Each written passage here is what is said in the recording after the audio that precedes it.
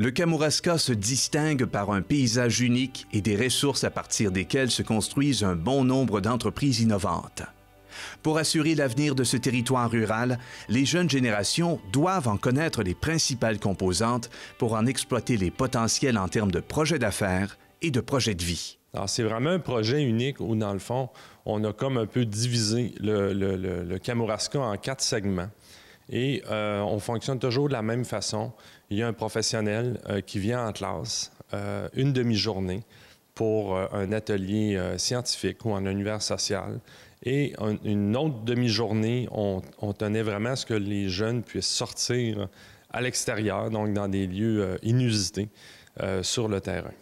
Mais parlez-nous justement de ces collaborateurs. Qui sont-ils?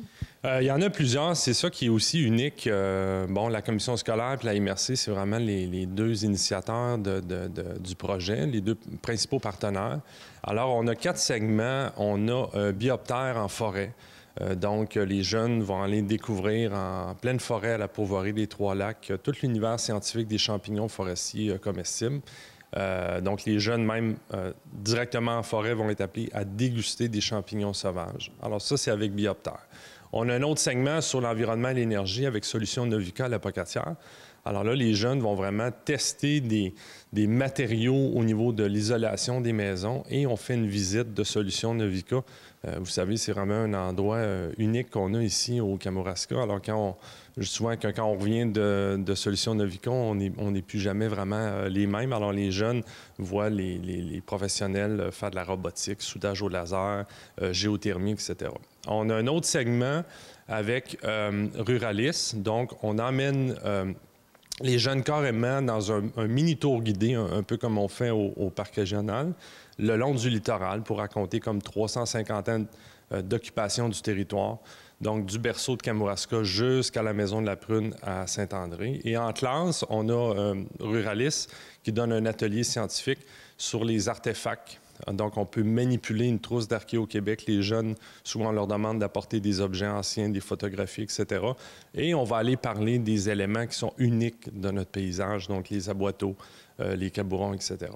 L'autre segment, c'est avec Promotion Kamouraska et le CDBQ, donc la filière agroalimentaire. Alors, en classe, on raconte toute l'histoire et la filière de la chaîne de valeur parce que c'est une force au Kamouraska au niveau de l'alimentaire. On déguste des produits en classe. Alors, c'est toujours drôle de voir les jeunes déguster de l'anguille fumée ou du saucisson de grelot bâton, etc.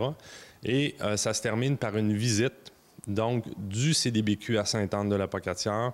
Alors, les jeunes visitent ce lieu de transformation-là. Ils vont même être appelés à eux autres mêmes fabriquer un aliment. Puis, ce qui est nouveau cette année dans le projet, on ajoute un autre segment avec Obakir. Donc, Obakir qui est un nouveau partenaire qu'on ajoute au projet, qui s'occupe de la gestion des bassins versants. Alors là, les jeunes, on va les amener à Saint-Onésime d'Ixworth, donc pour comprendre toute l'évolution au niveau de la qualité de l'eau, au niveau des différents usages sur un bassin versant de la rivière Well. Donc, on va même parler du saumon. Donc, de Saint-Onésime jusqu'au fleuve. Alors ça, c'est vraiment un nouveau segment. Donc, il y a vraiment 6 classes cette année qui vont vivre dans les 5 expériences que je vous ai racontées, chacune 2 expériences. Il y a combien d'écoles présentement qui participent à enseigner le Kamouraska? Alors, cette année, il y a 6 classes, donc 6 écoles. Alors, il y a La Pocatière, Rivière-Ouelle, Saint-Pacôme, Saint-Philippe, Mont-Carmel et Saint-Alexandre. Alors, c'est tous des classes de soit 6e année ou des classes multiniveaux de 5 et 6e année. Alors, c'est sûr que quand le projet a été annoncé, la semaine dernière, c'est sûr que l'objectif partagé de la commission scolaire puis de la MRC, c'est qu'on souhaiterait, bien entendu, étendre le projet à davantage de classes. Mais ça, là-dessus, on va y travailler conjointement, notamment au niveau financier. Cette année, le projet est soutenu en grande partie par le Fonds de développement des territoires de la MRC de Kamouraska, aussi l'entente de développement culturel. Puis il faut souligner qu'il y a une contribution en biens et services de tous les partenaires qui est tout de même à presque 35 % du projet total. Dans quel cadre scolaire vous avez pu intégrer le projet? Est-ce que c'est une activité qu'on peut dire parascolaire ou vous avez pu intégrer un programme d'études? Bien, la beauté de ce projet-là, c'est vraiment directement en lien avec le programme. C'est que chacune des activités, autant terrain que la visite en classe, ça touche au programme, ça touche à différents éléments. Il n'y a pas quelque chose de nouveau qu'on retrouve à l'intérieur. C'est quelque chose que, de toute façon, l'enseignant fallait qu'il enseigne durant l'année par rapport à ça. Et je dirais, l'avantage, c'est pas avec des exemples de Montréal ou Québec qui est dans le volume. Là, on tombe avec des exemples concrets qui est dans la région par rapport à ça. Si on parle des types d'habitation, on ne parlera pas de celle de Québec, Montréal, on va parler celle de notre région. Et valeurs historiques ici, ou valeurs sciences et techno, on voit que c'est vraiment merveilleux. On n'a pas besoin d'aller ailleurs pour trouver des exemples. Il y en a amplement au niveau de la région. Et si on parle des élèves, comment les élèves ont reçu cette activité, cette formation? Est-ce que vous avez des commentaires que vous avez reçus de la part d'eux? Bien, je dirais le beau problème du projet, c'est un projet qui plaît à tout le monde. Je dirais les élèves sont vraiment émerveillés. On leur demande, dans le fond, de sortir sur le terrain, d'aller explorer des choses comme ça. On touche à la vue, on touche à l'odorat, au toucher, au goûter, etc. par rapport à ça. Donc, ça devient intéressant pour les élèves au niveau de toutes ces choses-là. Et aussi vrai pour les enseignants. Les enseignants, ils ont adoré le projet l'année passée, ceux qui l'ont fait. Ils ont tous voulu le reprendre cette année.